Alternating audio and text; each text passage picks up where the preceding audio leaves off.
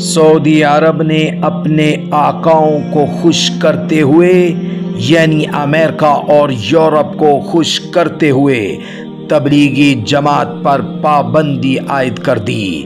افسوس اس وقت زیادہ ہوا جب جمعے میں سعودی علماء نے تبلیغی جماعت پر 8 الزام لگائے جو سراسر غلط اور بے بنیاد تھے، کیونکہ سعودی حکومت نے سعودی علماء سے کہا کہ جمعے میں ان کے خلاف بیان کیا جائے، تو سعودی علماء نے جو 8 الزام لگائے وہ یہ تھے۔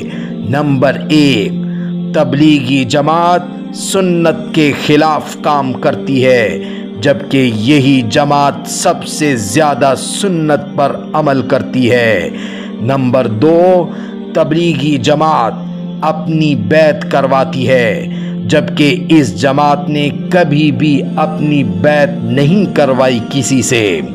نمبر 3، پہلے کلمے کی تفسیر تبلیغی جماعت غلط کرتی ہے، جبکہ اس جماعت نے کبھی بھی غلط تفسیر پہلے کلمے کی نہیں کی۔ نمبر 4، تبلیغی جماعت طریقہ رسول کو چھوڑ کر اپنے طریقے پر عمل کرتی ہے اور توحید کے خلاف عمل کرتی ہے، اور اگر کوئی اس جماعت کو توحید کی طرف بلائے تو یہ جماعت توحید کی دشمن بن جاتی ہے۔ نمبر 5، تبلیغی جماعت شرک کی طرف دعوت دیتی ہے، توحید کی طرف نہیں۔ نمبر 6، تبلیغی جماعت قبر پرستی اور ولیوں سے مانگنے پر ابھارتی ہے۔ نمبر 7، بغیر علم کے جاہل لوگ ہی صرف تبلیغ کرتے ہیں اور علماء اس سے بری ہیں۔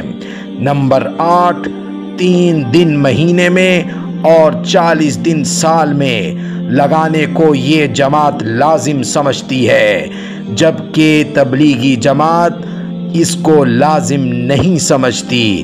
یہ وہ 8 الزام تھے جو سعودی عرب کے علماء کرام نے جمعے میں تبلیغی جماعت کے اوپر لگائے، جبکہ تبلیغی جماعت لوگوں کو دین سے جوڑتی ہے اور لاکھوں لوگوں کے لیے ہدایت کا ذریعہ بنتی ہے۔ اللہ تعالی سعودی عرب کو ہدایت نصیب فرمائے۔